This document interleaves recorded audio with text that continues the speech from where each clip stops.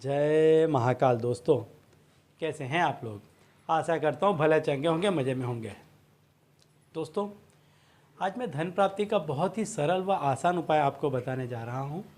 यह उपाय कोई भी व्यक्ति बड़ी ही आसानी से कर सकता है। मैंने पहले भी कहा था, रसोई में कई ऐसी चीज़ें हैं, वस्तुएं हैं जो किसी न किसी ग्रह को इंगित करती हैं, प्रदर्शित करती हैं। और ये वो चीज़ें हैं जो व्यक्ति के जीवन में काफ़ी परिवर्तन ला सकते हैं। यदि व्यक्ति इसका सही से इस्तेमाल करे तो काफ़ी अपने जीवन में तरक्की कर सकता है। तो ऐसी है एक चीज़ है चने की दाल। चने की दाल आपको मालूम होगा कि भगवान विष्णु को अति प्रिय है। भगवान विष्णु ही हैं जो आपको कभी भी किसी भी अवस्था में धन प्राप्त करवा सकते हैं, भौतिक सुखों की प्राप्ति करवा सकते हैं। इस सचराचर जगत में जो कुछ भी आप देखते हैं वो सारी ही उनका ही व्याप है। तो आपको यदि कोई भी चीज़ चाहिए और यदि भगवान विष्णु आप पर प्रसन्न हैं तो ऐसा समझ लीजिए, फिर कोई भी ग्रह दोष, कोई भी पीड़ा, कुछ भी किया कराया टोना टुटका किसी का कुछ भी काम नहीं आएगा और आप पर सीधी सीधी उनकी कृपा उतरेगी। और जो कोई भी व्यक्ति इस उपाय को करेगा उसे निश्चित तौर पर अचानक धन की प्राप्ति होगी और बड़े धन की प्राप्ति होगी।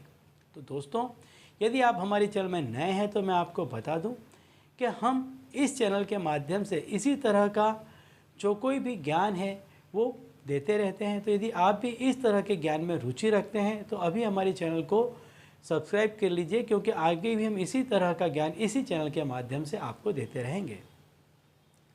तो दोस्तों, अब मैं आपको बताता हूँ चने की दाल का वह उपाय जिसको बड़े ही आसानी से कोई भी व्यक्ति कर सकता है और अपने जीवन में धनार्जन कर सकता है। इस उपाय को आप गुरुवार के दिन से प्रारंभ कर सकते हैं। सूर्योदय के समय करें, सवेरे इस उपाय को आपको करना है। हो सके तो पीत वस्त्र धारण करें, पीत वस्त्र अर्थात पीले वस्त्र धारण करें। नहीं कर सकते हैं तो एक पीला रुमाल अपने सिर पर रखें या अपने पास में एक पीला कपड़ा अवश्य रखें। पीले आसन पर विराजमान हो जाएं और भगवान विष्णु की प्रतिमा या तस्वीर के सामने आप बैठ जाएं और दो पात्र आप ले लें। आपको एक पात्र में चने की दाल लेनी है और एक खाली पात्र आप भगवान विष्णु के सामने रख दें। 108 आपको चने की दाल लेनी है, गिनकर नहीं लेनी, आप ले लें और जैसे जैसे आप चढ़ाते जाएंगे वैसे आपको मालूम होता जाएगा। आपको ओम नमो भगवते वासुदेवाय ऐसा कहकर भगवान वासुदेव को एक चने की दाल अर्पित करनी है। इसी तरह से आपको 108 चने की दाल भगवान विष्णु को अर्पित करनी है। घी का एक दिया जलाना है।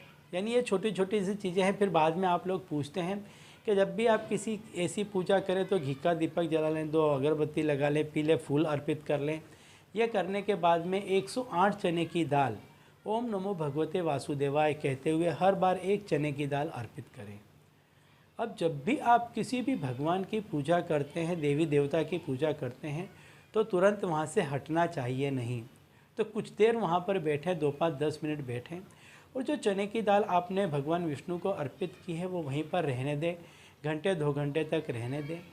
और दोपहर से लेकर के शाम के पहले पहले तक, यानी सूर्यास्त होने के पहले पहले तक उस दाल में से 7 दाने दाल के आप निकाल लें। किसी और पात्र में वहीं पर 7 दाने आप निकाल लें और बाकी के दाने आप गौ माता को खिला दें। उसी दिन खिलाने हैं, सूर्यास्त के पहले पहले। इस उपाय को आप 7 गुरुवार करें, सिर्फ गुरुवार करना है।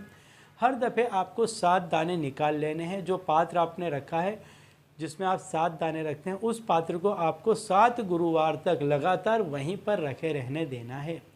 और बाकी क्या जो है उसका आप क्या करें कि गाय को खिला दें। अब 7 गुरुवार के बाद में जो कुछ आपके पास में दाने बचते हैं उसमें थोड़ी सी और चने की दाल मिला करके उसका कोई भी व्यंजन बना लें, मिठाई बना लें। कोई भी मिठाई बना करके आप ब्राह्मण में या मंदिर में प्रसाद बिठवा दें। ऐसा करने से भगवान विष्णु अति प्रसन्न होते हैं। गौ माता को दान निकल गया।